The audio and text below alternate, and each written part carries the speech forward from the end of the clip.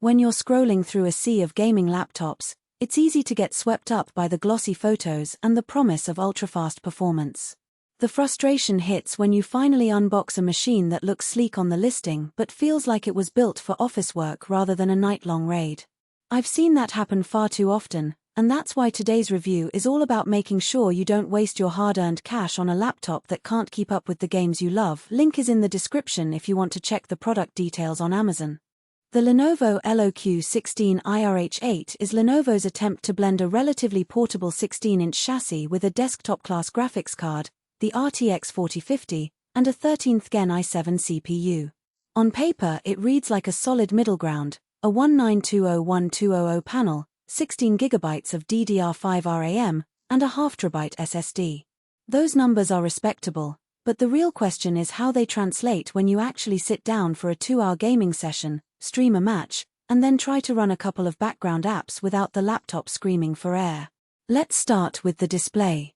The 16-inch screen sits at a slightly taller 16:10 aspect ratio, which is a welcome change if you're used to the squarer 16:9 panels that waste vertical space on menus and cutscenes.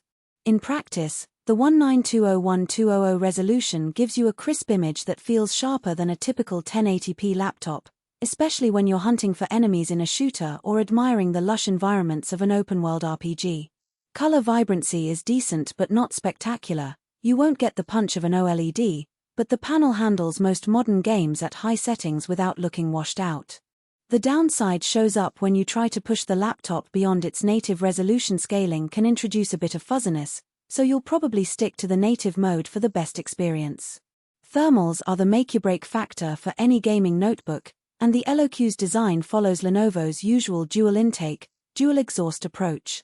During a 30-minute stretch of Cyberpunk 2077 at medium-high settings, the CPU clock hovered around 3.2 GHz while the RTX 4050 kept a steady 1.6 GHz.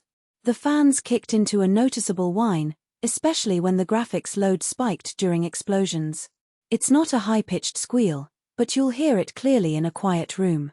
The heat on the palm rest stayed manageable, though after an hour of continuous play the chassis warmed enough that you might want a wrist pad if you're prone to hand fatigue. In short, the cooling system does the job, but expect a moderate level of fan noise that can be a distraction if you're streaming with a microphone nearby. Keyboard feel is another practical angle. Lenovo opted for a standard island-style layout with perky RGB backlighting, which looks good in a dark gaming den. The keys have about 1.5 mm of travel and a slightly tactile bump, enough to give you feedback without feeling mushy. My biggest gripe was the lack of a dedicated macro row. For games that rely on extra programmable keys, you'll have to rely on software shortcuts or an external keypad. That said, the WASD cluster feels solid, and the spacebar is wide enough for rapid macro combos in MMOs. If you're the type who types long chats while gaming, the key spacing is comfortable enough to prevent accidental presses. Battery life is always a trade-off in this segment, and the LOQ's 70WH cell delivers about 45 hours of mixed usage. Think browsing, light editing, and a few minutes of casual gaming at low settings. If you try to run a demanding title like Elden Ring, you'll be looking at roughly 2 hours before the charger becomes a necessity. That's typical for a laptop packing a dedicated RTX 4050, but it's worth noting if you plan to game on the go without a power outlet. The charger itself is a 230W brick that's fairly hefty. You'll probably want a dedicated spot in your bag for it. Portability is a mixed bag. At 4.4 pounds and a thickness of 0.78 inches, the LOQ isn't a featherweight, but it's still slimmer than many older gaming laptops that bulk out to 1 inch. It fits into a standard backpack, but you'll feel the weight if you carry it around all day. The Onyx grey finish looks understated, which helps it blend into a coffee shop environment, but the matte coating does attract fingerprints, so you'll be wiping it down more often than you might like. Now let's talk price versus alternatives. The LOQ sits around the $1, $300, $400 range, depending on sales.